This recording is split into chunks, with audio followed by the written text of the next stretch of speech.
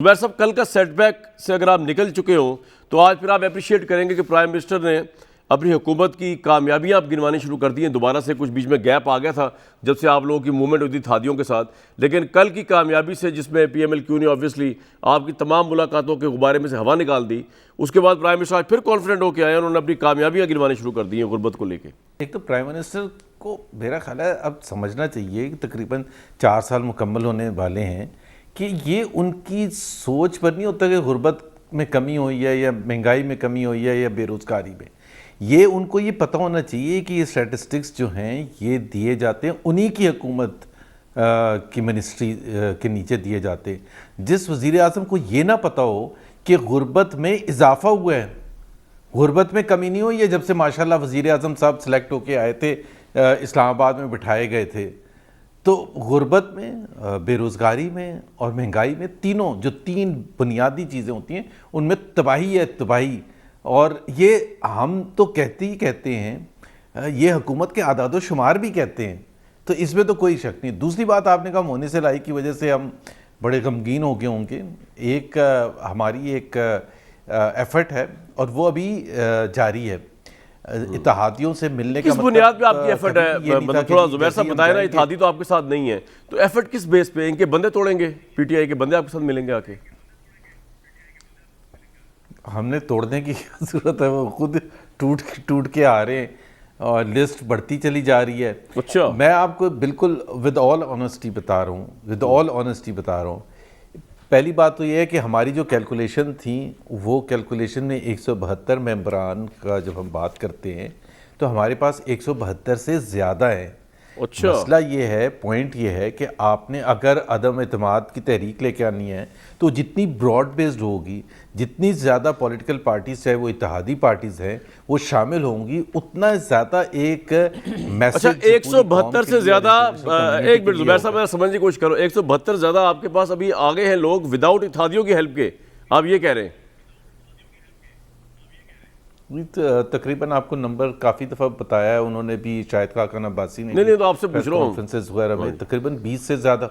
जी, मैं जी जाहिर सी बात है, मैं अपने सीनियर वाइस प्रेसिडेंट को कोट कर रहा हूँ, कोई किसी और को तो नहीं कोट कर रहा। बिल्कुल सही। तो रियाज सादिक साहब के पास भी वो लिस्ट मौजूद है, तो 20 से ज़्यादा, 24-25 के करीब तो इनके। अच्छा, ये जब तहरीक-ए-एतमाद हो जाएगी, चले स्टेप बाय स्टेप चलते हैं ज़रा, तहरीक-ए-एतमाद हो जाएगी, उसके बाद कौन प्राइम मिनिस्टर कैंडिडेट कौन है ऑपोजिशन की तरफ से, कि अभी सोचा ही नहीं?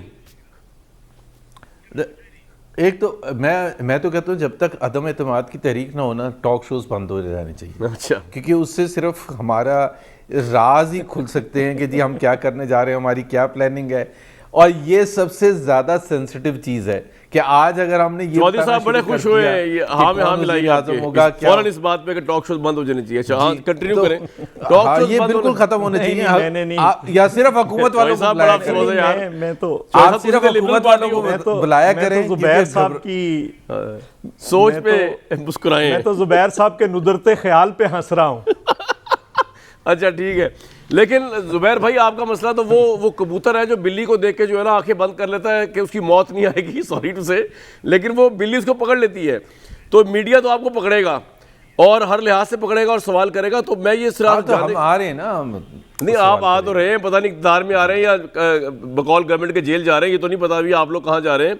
लेकिन मैं ये कह रहा था कि आपका अभी तक ये नस्बुल तय नहीं हुआ कि आपका प्राइम मिनिस्टर कौन होगा, आपका पंजाब में अगर चेंज आ रही तो पंजाब में वज़ीर आला कौन होगा। लेकिन आप तहरीक अदम एतमाद को लेकर पूरे एतमाद है, 170 से ऊपर नंबर भी आ चुके हैं और आप अभी मैंने ये वाइट कर रहे हैं। मैं कामरान जी 172 कामरान मैंने ये कहा है कि हम तमाम राज तो नहीं बताएंगे, तमाम एस्पेक्ट्स जो हैं उसमें अदम एतमाद। मुझे एक बात ही समझ नहीं आ रही कि इस मौके पे अदम एतमाद आप किसके लिए कर रहे हैं? मुझे एक बात समझाएं जुबैर साहब, तहरीक एतमाद किसके लिए? इमरान खान को हटाने के लिए। इमरान उससे क्या होगा? अब देखें, ये तो जो आप कह रहे हैं जितना बिगाड़ पैदा कर दिया पाकिस्तान का सबसे बड़ा प्रॉब्लम है। सर मेरी बात तो सुने, वो तो ठीक है, आप कह रहे हैं पाकिस्तान का सबसे बड़ा प्रॉब्लम है, उसको रिजॉल्व करने जा रहे हैं। आप कह रहे हैं कि क्या आप उनको इमरान खान का जाना ही सबसे बड़ी बात होगी। आप उनको सियासी शहीद बनाने जा रहे हैं, आप उनको विक्टिम बनाने जा रहे हैं। वो कहेंगे मेरा डिलीवर करने का टाइम आया था, मुझे साजिश करके मेरे बंदों को साथ मिला के, लोटों को साथ लेके आपने मेरी हुकूमत तोड़ दी। आप तो उनका फायदा करने जा रहे हैं। इमरान खान, बात सुने, एक तो ये जो कहते हैं ना 22 साल तहरीक है उनकी और जद्दोजहद 22 साल 23 साल नहीं है इनकी, अक्टूबर 2011 में शुरू हुई थी। उससे पहले कहाँ थे, उससे पहले क्या करते थे? 2008 के तो इलेक्शन में नहीं हिस्सा लिया था, एक दफ़ा पुलिस पकड़ने आई थी तो वो दीवार फलांग के भाग गए थे। तो कोई जद्दोजहद नहीं है उनकी। वो जो ये डराना है ना कि जी अगर वो शहीद हो जाएंगे और वो फिर पता नहीं क्या, कि भाई एक नॉर्मल तरीके से हम हुकूमत का जो आइनी तरीका है वो इस्तेमाल करके अगर उनको हटाते हैं, उनको फिर हक होगा अपोजिशन की सियासत करने का, तोड़ फोड़ करने का नहीं। पॉइंट आ गया जी आपका, कादरी भी नहीं है उनके साथ। बिल्कुल ठीक है, आपका वो- पॉइंट आ गया जी, पॉइंट आ गया जी। चौधरी साहब मुझे सर एक बात बताइए कि क्या जरदारी साहब ने जो मुलाकातें एकदम की और बड़ी खुशगवार आप लोगों का अलाइंस दोबारा हुआ बहाल नून लीग के साथ, शहबाज शरीफ साहब से मिले, लेकिन जो काफ लीग से मुलाकात की है तो जरदारी साहब ने क्या कैटेगरिकली उनसे ये कहा कि हम तहरीक अदम एतमाद लाना चाहते हैं, और जिस तरह नून लीग कोर्ट कर रही है कि 20 से 25 लोग ऑब्वियसली अगर हैं तो आपके भी नोटिस में होंगे, क्या आप इसकी तस्दीक तदीद करते हैं? और उससे बढ़ के जरदारी साहब ने डायरेक्टली काफ लीग से मांगा और उसके बाद आपको लगता है कि मोहन सलाही ने अगर वो उन तमाम मुलाकातों की हवा निकाल दी है कल बात करके? मुझे ये बताएं कि आज एक और पासपोर्ट में गिरावट के बाद, करप्शन इंडेक्स में इजाफे के बाद, ह्यूमन राइट्स में इजाफे के जो गिरावट के बाद, जमहूरी ममालिक की फहरिस्त में गिरावट के बाद, अब जो नई आज एक और बुरी खबर है पाकिस्तान के लिए कि हमारी जो PIA है वो 7 स्टार्स होते हैं, उसमें से 3 स्टार उसकी रैंकिंग थी, आज 1 स्टार पे आ गई। सही। दूसरी बात यह है, देखें जो आपने गुर्बत की बात की इमरान खान साहब ने, मुझे नहीं समझ आती कि ये गुर्बत में कैसे कमी करते हैं। मेरे नज़दीक अगर आमदनी नहीं बढ़ती किसी भी फ़र्द की, किसी मुलाजिम की, किसी काम करने वाले की, और तेल की कीमत में इजाफा होता है तो गुर्बत में इजाफा हो जाता है, बिजली की कीमत में इजाफा होता है तो गुर्बत में इजाफा हो जाता है, अगर आटे की कीमत में इजाफा होता है तो गुर्बत में इजाफा हो जाता है, चीनी की कीमत में इजाफा होता है, गुर्बत में इजाफा हो जाता है। तो ये जो 2.5 करोड़ लोग गुर्बत की लकीर से नीचे गए हैं, इनको इन्होंने किस पैमाने के ज़रिए ऊपर उठा लिया है, किसी को कोई समझ नहीं। और मैं तो हमेशा एक बात कहता हूँ कि हमने अपना एक फ़र्ज़ अदा करना है। जो इत्तेहादी हैं, इनके साथ खड़े हैं, वो इनके जुराइम में बराबर के शरीक हैं। अगर वो नहीं समझेंगे तो फिर वो भी इनके जो अशर इनका होगा उनका भी होगा। एक बात लेकिन मेरे नज़दीक कल जो मोहन सलाई की स्टेटमेंट है, मैं उधर भी आता हूँ, वो उसमें एक बहुत बड़ी अलार्मिंग बात थी। अच्छा, तो उसने क्या कहा? उसने कहा कि अपनी बात तो कर दी, लेकिन उसने कहा, निशानदेही भी कर दी कि वज़ीर आज़म साहब तगड़े होकर अपने अराकीन, PTI के अराकीन को मैसेज दें कि आप घबराएं ना, उन्हें कहें कि घबराएं ना। इसका मतलब क्या है कि जहां पे प्रॉब्लम है उसकी निशानदेही तो उसने कल सरेआम कर दी, पब्लिकली कर दी। सर वो ऑब्वियसली वो तो ये है ना कि ये गवर्नमेंट जो है ये इत्तेहादियों के भरोसे पे खड़ी हुई है, अददी नंबर जो है, वरना तो इनके पास तो मेजॉरिटी 170 की नहीं है। वो तो इसलिए उन्होंने कहा ये तो एक आधे घंटे में रूठ जाएंगे। जब इन्हें पता चल गया कि काम हो गया है तो ये तो आधे घंटे में रूठने वाले हैं सारे। MQM रूठने वाली है। चॉइस साहब बात ये है कि मुझे तो ये लगता है कि आपने इत्तेहादियों के अगर बाप पार्टी की आ जाए, रिजर्वेशंस आ जाए, अगर बाप पार्टी की रिजर्वेशंस आ जाए तो बाकी क्या रह जाता है? आपने इन इत्तेहादियों के जो सियासी भाव है वो चढ़ा दिए।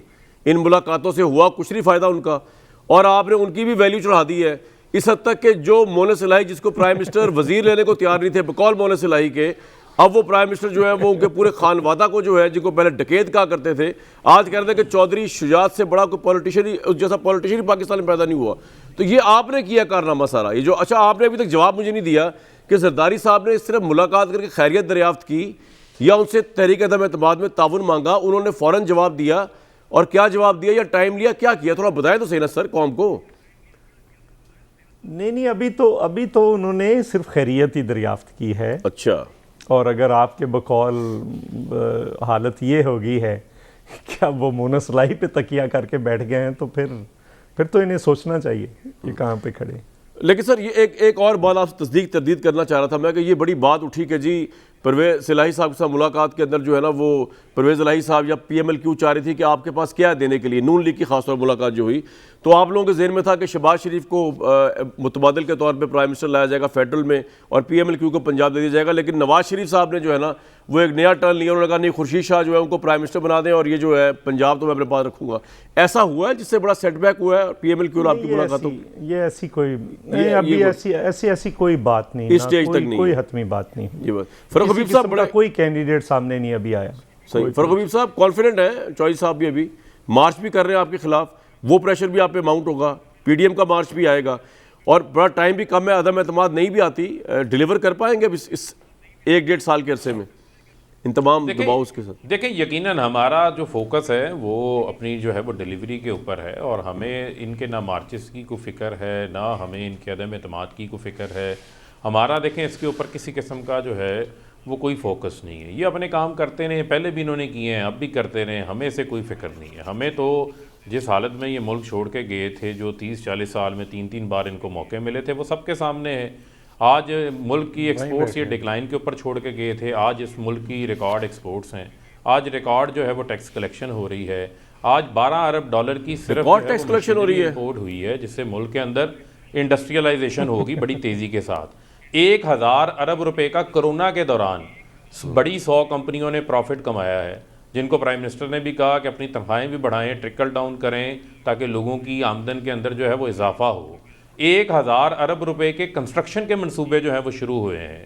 उसके अलावा हम 400 अरब रुपए से सिर्फ 12 करोड़ लोगों के लिए सिर्फ पंजाब के सेहत कार्ड हमने शुरू किया, 10 लाख रुपए का मुफ्त इलाज है। 75 लाख ख़ानदान यानी 3 करोड़ KPK की आबादी उसके अंदर कवर हो गई है। 18 करोड़ लोग हेल्थ कार्ड से फ़ायदा उठाएंगे। 20 लाख लोग, फर्क साहब ये आप जितना डेटा बता रहे हैं अगर ये सब सही 46 अरब रुपए का इलाज करवा चुके हैं, हो गया। ये ऐसा प्रोग्राम पहले तो नहीं आया कभी। लेकिन अब आप देखें ना, अभी आप जो खबरें चल रही हैं 12 से 13 रुपए पर लीटर बढ़ाने का, ऑलरेडी पेट्रोल इतना बढ़ा नहीं, हुआ है। देखें मेरी अर्थ तो सुन ले मेरी सर, सुन मेरी लेना, बात तो सुन लें, उसके बाद आप जवाब दीजिएगा, आपसे बात कर रहा हूँ। जी अब उन्होंने कहा जी शौकत तरीन साहब ने की स्टेटमेंट चल रही है, IMF की हर बात नहीं मान सकते, 12-13 रुपए बहुत ज्यादा है, प्राइम मिनिस्टर उसको मानेंगे नहीं। आप 12-13 नहीं करेंगे, आप 6-7 कर देंगे। इस कौम के लिए तो इस वक्त 1 रुपया बढ़ाना भी बहुत खौफनाक है। तो आप जितनी बातें कर रहे हैं, ये बातें अगर सही भी मान ली जाए, आपके मंसूबे बड़े नजर आ रहे हैं, कामयाब जवान एटसेट्रा, और ग्राउंड के ऊपर तो अवाम की पोजीशन जो है बहुत खराब हुई है सर। नहीं, देखें 2 चीज़ें बुनियादी तौर के ऊपर, पहले एक समझ लें 2013 से 2018 की सतह के ऊपर मैं चैलेंज कर रहा हूँ, ज़ुबैर साहब यहाँ पे बैठे हुए हैं, आप UN की वर्ल्ड फूड ऑर्गेनाइजेशन का डेटा उठा लें, 5 साल में खाने पीने की अशिया में या आलमी सतह की जो कीमतें हैं वो नहीं इजाफा हुआ। जो चैलेंज हमें सामना करना पड़ा कोविड का, आज का जो ब्रेंट क्रूड का रेट है आपका $95 है, $40 वाला $95 पे चला गया। हमने क्या किया वो सुन लें, आज सेल टैक्स पेट्रोल के ऊपर 0 है, 17% हम लगा सकते हैं, ये चेक करें फैक्ट्स आप। पेट्रोलियम लेवी हम 30 रुपए तक चार्ज कर सकते थे, एक वक्त था कि हमने 1 रुपया नहीं ली, बजट में 600 रुपया डॉक्यूमेंटेड, 600 अरब इकट्ठा करना था, डॉक्यूमेंटेड थी, हमने वो कम की, हमने पूरा बोझ अवाम के ऊपर पास ऑन नहीं किया। 2 रास्ते हैं, या आप कर्जे लेते जाएं और कर्जे लेकर जो है कर्जे भी आपने लिए यार, अनप्रेसिडेंट कर्जे लिए, अदा करना है। फर्क साहब, कर्जे भी तो लिए आपने। कामना साहब ये हकायक हैं, ठीक है, कर्जे भी तो आपने लिए, भी तो हकायक है। सुन लेना जी, आपसे बात कर रहा हूँ। देखें ना, सुन लेना, देखें बड़ी सादा सी बात है। आपकी भी एक बैलेंस शीट होगी ना, आपकी भी एक घर की इनकम भी है, एक्सपेंडिचर भी, आमदन भी है, खर्चे भी हैं, इसी तरह इस मुल्क के आमदन भी है, अखराजात भी हैं, उनमें भी तवाज़ुन करना है। या तो आप कहें कि वज़ीर आज़म ने वज़ीर आज़म हाउस के खर्चे बढ़ा लिए हैं, इमरान खान इनकी तरह 5-5 कैंप ऑफिस लेके बैठा हुआ है, या इमरान खान 777 बोइंग जहाज़ों में बाहर जाता है, 400-400 दिन बाहर रहता है, फिर आप मेरे पे एतराज़ कर लें। जब इमरान खान सवाबदीदी फंड ख़त्म कर देता है, कैंप ऑफिस ख़त्म कर देता है, 1 अरब 110 करोड़ रुपया बचा के अपने बजटेड डॉक्यूमेंट का कौमी ख़जाने में जमा करवाता है, तो तब पता होना चाहिए। और हमने जो कर्ज लिए हैं, हमने जो कर्ज इनसे ज्यादा, मैं बड़ा इंप्रेस हूं आपके कॉन्फिडेंस लेवल से फरूख भाई, मैं आपके कॉन्फिडेंस लेवल से $29 अरब वापस कर चुके हैं। ठीक है, आपका ये पॉइंट आ गया, नेट $22 अरब करके गए थे। बिल्कुल ठीक है, सवाल से बात कर रहा हूं कामरान साहब। नहीं, मैं ये नहीं कह रहा कि आप फैक्ट से बात नहीं कर रहे होंगे, लेकिन मसला ये है कि वो ज़मीनी हकायक भी जरा थोड़े आपके उससे डिफरेंट है, लेकिन वो भी फैक्ट्स हैं।